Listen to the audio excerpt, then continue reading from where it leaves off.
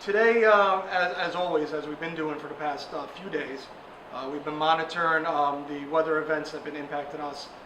That has nothing to do at this point in time with Joaquin, but we are anticipating through some of the information that we have received, some heavy rains into Friday night, into Saturday, all day Saturday. But with these heavy rains, our concern is going to be, quite frankly, the heavy sustained winds of 20 to 25 miles per hour and the gusts that could reach gale force at any time from Friday night to Saturday. While we're concentrating on that high pressure system that's holding our moisture into our area, we are concerned with any potential coastal flooding, and we're advising residents that are in low-lying areas and areas along the coastline to start to be prepared, start to pay attention more to the weather reports. If we do advise them, if there's any concerns of evacuations, adhere to our instructions and to follow those closely. As far as Hurricane Joaquin, we're going to continually monitor that through our HurrEvac system, through our National Weather Service, our contacts, as well as the National Hurricane Center, to ensure that we really are certain of what the track is. Right now, there's still a lot of high uncertainty of where Joaquin will actually make landfall. A lot of the models have it moving more westerly to Virginia and North Carolina. However, some models also have it moving towards Long Island, New York, as well as Connecticut. So we're going to continually keep our eye on that storm. We do ask residents again that they pay attention to Hurricane Joaquin. And if we do announce any emergency instructions, that again they adhere to those instructions. Right now is a great opportunity to start preparing. Make sure you have a plan. Make sure you're reviewing your emergency kits, making sure that you're staying informed, but most importantly, that you're notifying family members and friends of what that plan would be if you need to activate it. And that's kind of what we're doing right now. We're just really urging our residents to pay attention to the weather and to be prepared for it, not react to it. And that's kind of what we're doing right now from the emergency operations standpoint. George? Thanks, Scott. On the public facilities front, we've had our crews out earlier in the week starting to clean up catch basins. We're working alongside WPCA. Short term, we're looking at the rainfall over this weekend. We've got 3 strike teams ready to go. And we have our eye long term on Joaquin, and our teams are ready. We've gone through all of our equipment. We've topped off all of our tankers. And we feel confident that we can attack anything that heads our way.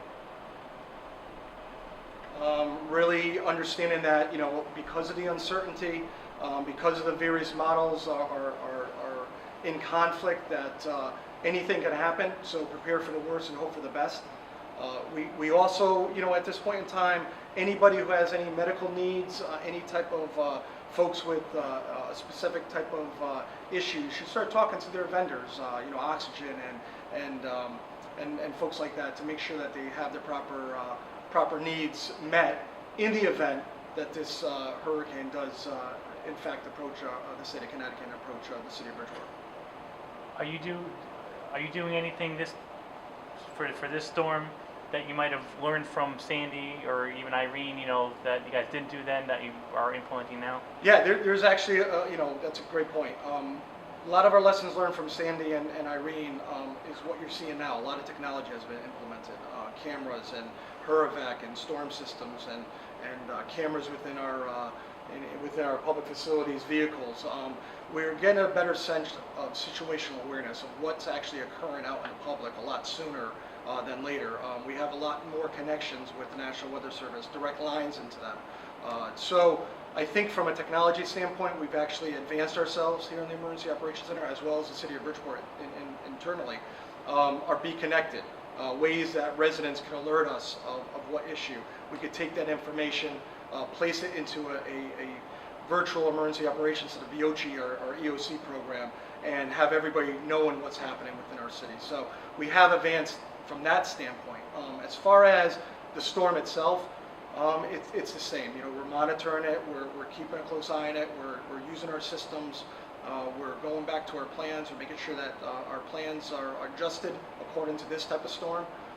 And if we have to, we get our emergency instructions out to the public, and hopefully that they would learn from what we experienced during Sandy and Irene and hear our warnings and evacuate properly.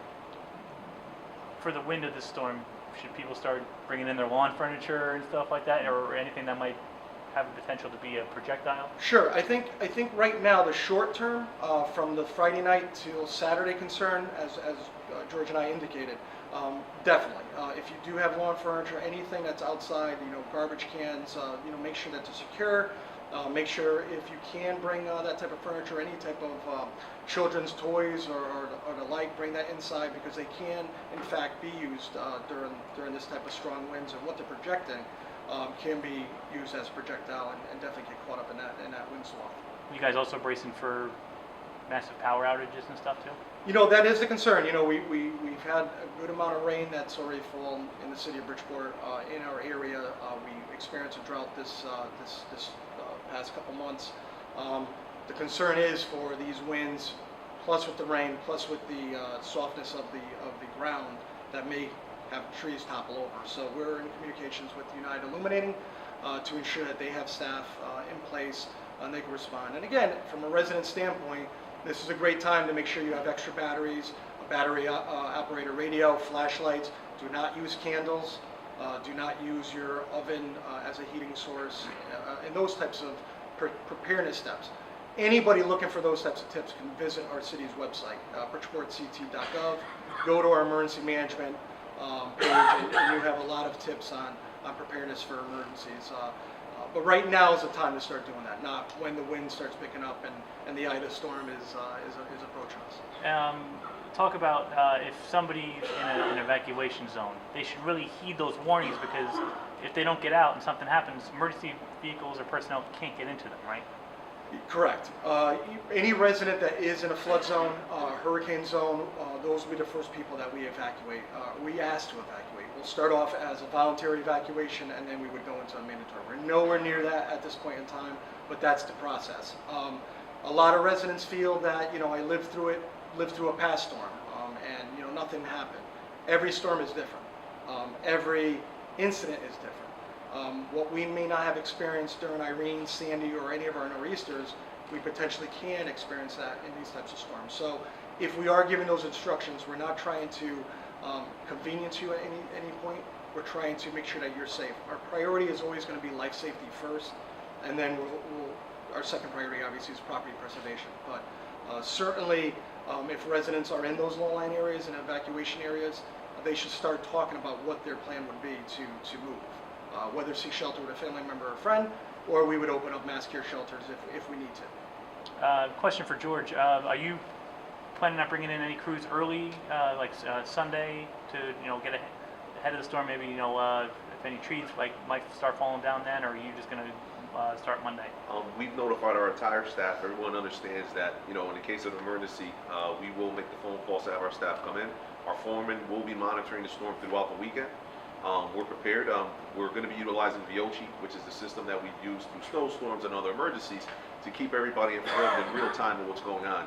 So if we have to make a call, we can make a call and have staff in no time. But our foreman, along with myself and our team, police department, fire, emergency management, and administration will be watching this storm closely. Short term, long term, we're going to keep an eye on Joaquin, and we're prepared. I'm good. Thank you.